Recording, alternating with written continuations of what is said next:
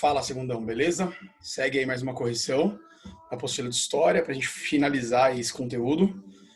Estamos corrigindo os exercícios principais aí a partir da página 483, ok? Bom, aqui você tem um trecho dos brasileiros reclamando a saída de Dom Pedro I em 7 de abril de 1831. Então, passa fora pé de chumbo, né, que era o apelido pejorativo dado aos portugueses, vai-te do nosso Brasil, que o Brasil é brasileiro depois do 7 de abril, depois do dia da renúncia, né, e da abdicação de Dom Pedro, e ele parte então para Portugal, deixando Dom Pedro II com apenas 5 anos de idade aqui no Brasil. Essa quadrinha, uma produção coletiva anônima, representava os sentimentos da população em um contexto político conturbado, pois o imperador Dom Pedro, alternativa D, né, abdicou ao trono brasileiro, já que não haviam condições mínimas de governabilidade diante da insatisfação popular, da crise econômica, dos gastos com a disputa sucessória em Portugal, com a derrota para o Uruguai na Guerra da Cisplatina, entre outros graves erros da administração autoritária e ruim de Dom Pedro I. Considere as afirmações abaixo sobre o período imperial brasileiro. Apenas a 1 está correta, se eu não me engano. A 1 e a 4, né? A 1 e a 4. O primeiro reinado caracterizou-se pelos constantes conflitos entre o imperador e as elites, tendo em vista que Dom Pedro praticamente governou de forma autoritária, desconsiderando os deputados do legislativo.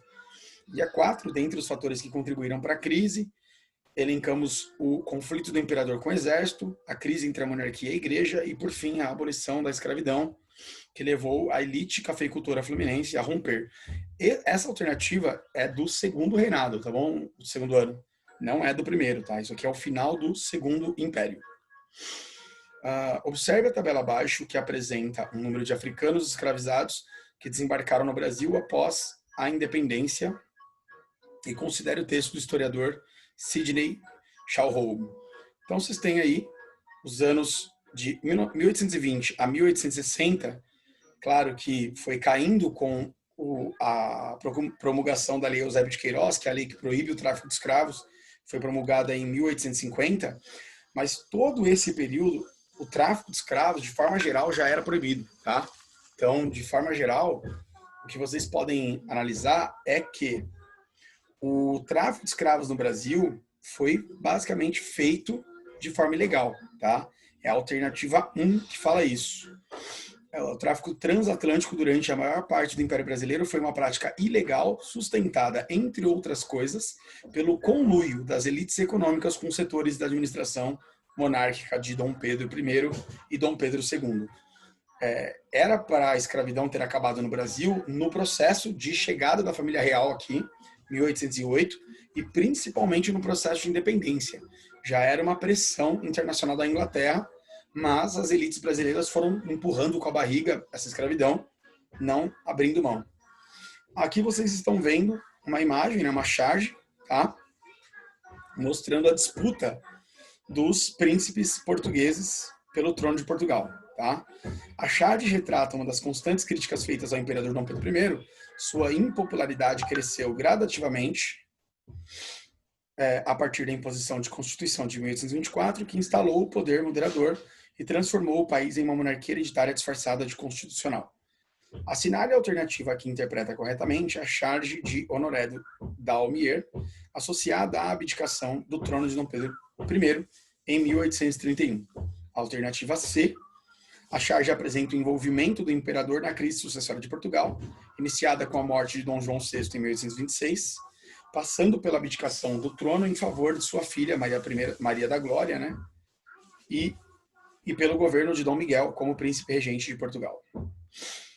A revolta dos malês, ocorrida em 1835 na Bahia, contou com ampla participação popular e defendeu, entre outras coisas, a rejeição ao catolicismo e a construção de uma ordem islâmica. Os males eram escravos trazidos de regiões que tinham sido islamizadas pelos muçulmanos, pelos árabes, né? E esses escravos professavam então a fé em Maomé, em Alá, e no Brasil na época era proibido qualquer tipo de culto que não fosse o catolicismo em locais abertos, locais públicos em geral. Assinale verdadeiro ou falso para as afirmações sobre as revoluções de 1848 ocorridas na Europa. A alternativa correta é a D. Primeira e a segunda é falsa, a terceira e a quarta é verdadeira. Tá? Então, a origem desses conflitos foi o levante espanhol anti-absolutista, nada a ver, né? A principal meta dos revolucionários foi o restabelecimento do absolutismo, muito menos. Essas revoltas foram principalmente contra o absolutismo, né? E as outras duas estão corretas, tá? Bom, os homens que naquele momento estavam encarregados de pôr termo à Revolução de 1848 eram precisamente os mesmos que fizeram as de 1830. O que distinguia ainda entre todos os acontecimentos que se sucederam nos últimos 60 anos na França foi que ela não teve por objetivo mudar a forma, mas alterar a ordem da sociedade. Não foi, para dizer a verdade, uma luta política, mas um embate de classe. Havia-se assegurado às pessoas pobres que o bem dos ricos era, de alguma maneira, o produto de um roubo cujas vítimas eram elas. É preciso assinalar ainda que essa insurreição terrível não foi fruto da ação de certo número de conspiradores, mas a sublevação de toda uma população contra outra. Alexis de Tocqueville. Em relação aos processos revolucionários citados no texto, podemos afirmar que foram iniciados devido à presença de ideias liberais, nacionalistas e socialistas, que marcaram tanto as revoluções de 1830 quanto as revoluções de 1848 na França. E a última aqui, tem havido um bom número de grandes revoluções da história no mundo moderno, e certamente a maioria bem-sucedida, mas nunca houve uma que tivesse se espalhado tão rápida e amplamente se alastrado como fogo na palha por sobre fronteiras, países e mesmo oceanos. 1848 foi a primeira revolução potencialmente global, cuja influência direta pode ser detectada na insurreição de 1848 em Pernambuco, no Brasil, e poucos anos depois na remota Colômbia. Eric Hobsbawm era do Capital. A onda revolucionária de 1848 estava ligada inicialmente à delicada conjuntura sociopolítica da França, que, entre outros aspectos, caracterizava-se, alternativa B de bola, pela instabilidade institucional resultante das promessas não cumpridas do republicanismo francês e da ascensão das camadas populares. Galera, 1848 foi um período realmente emblemático, né? Foi um período em que houve uma luta, né, por grande parte dos trabalhadores franceses por maiores direitos, por conquistas sociais que não tinham sido adquiridas nem na Revolução Francesa e tinham sido tiradas depois da Era Napoleônica.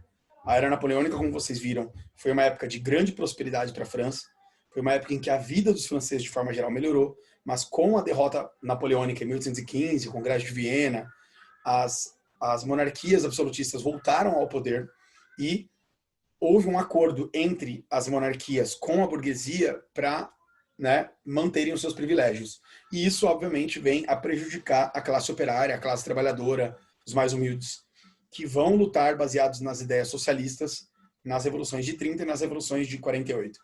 Então, é isso que o Hobsbawm está dizendo.